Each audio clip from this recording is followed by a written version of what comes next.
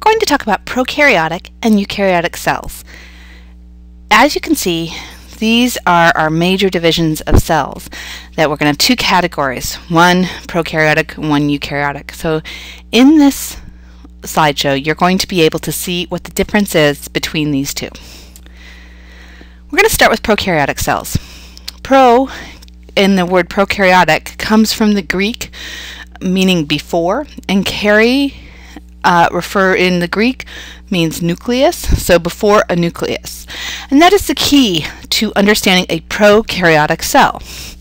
That when you look at that the diagram here in the slide, you'll see there is no nucleus in this cell. There's a conglomeration or a joining of a bunch of DNA, but it is not surrounded by a membrane. It's just sitting there in the middle of the cell.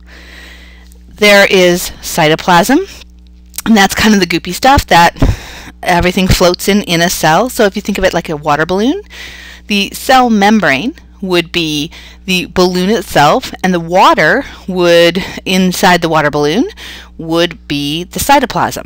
And if you put anything extra in there, that would be the DNA or whatever else you had put in there. So prokaryotic cells, let's look at the definition. The definition of a prokaryotic cell is a cell without a nucleus or other membrane-bound organelle. So a membrane, and we talked a little bit about this in the macromolecule section, but a membrane is, let's think about the water balloon again, it's something that holds other things in. And it can let things in and let things out. We'll be talking a lot more about membranes later, but that's the key to a membrane.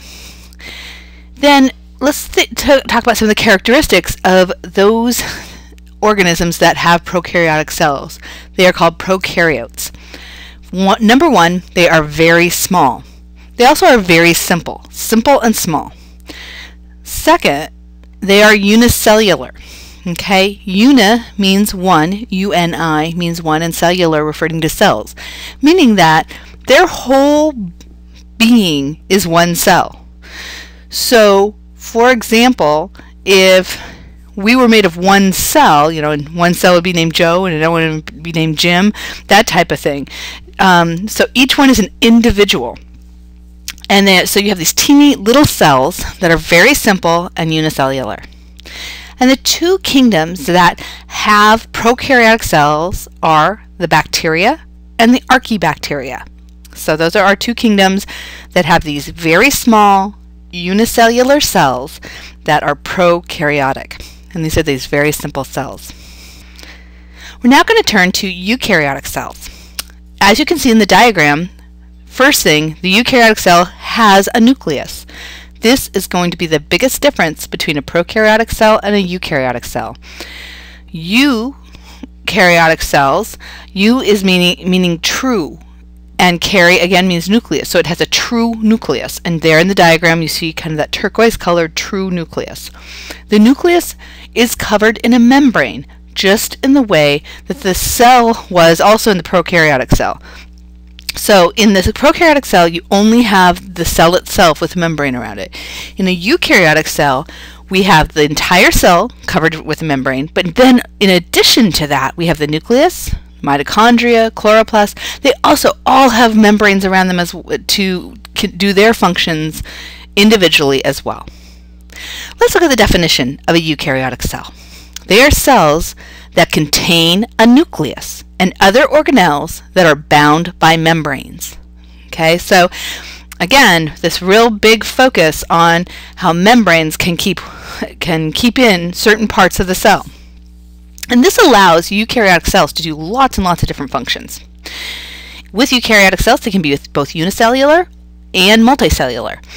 So some organisms, such as yeast, is a type of fungi, and it is eukaryotic. So it will have all the different types of organelles in it.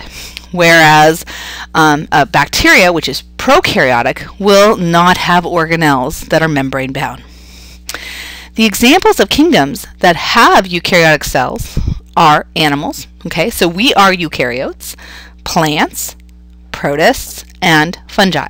So there are 4 kingdoms.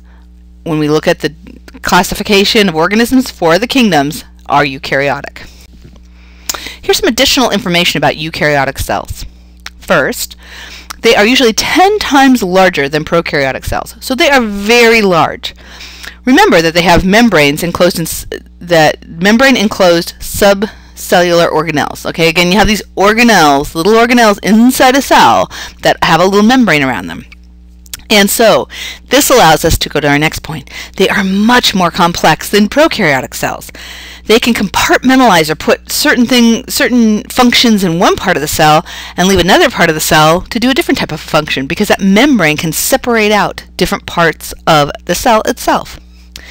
Unlike prokaryotic cells, which is kind of a glob of DNA, our DNA and DNA of other eukaryotic organisms are in chromosomes. Okay, so even the way we store our DNA is different, and ours are structured very neatly in chromosomes. Another thing is that we as having eukaryotic cells or eukaryotes, have cytoskeletons as part of our cells. Cyto, C-Y-T-O, means cell, and skeleton, like we think of Halloween, it's coming up, you know, it holds the structure. So it's a part of the cell that holds cell structure. And the microfilaments and microtubules, these are the part of these cytoskeleton, they can suspend the organelles, and this will give the cell a particular shape. Prokaryotic cells do not have this. So every organism you look at normally, and there are exceptions, that sometimes you can see bacteria, but oftentimes we cannot see bacteria. So most organisms that you can see that are alive, they are eukaryotic cells.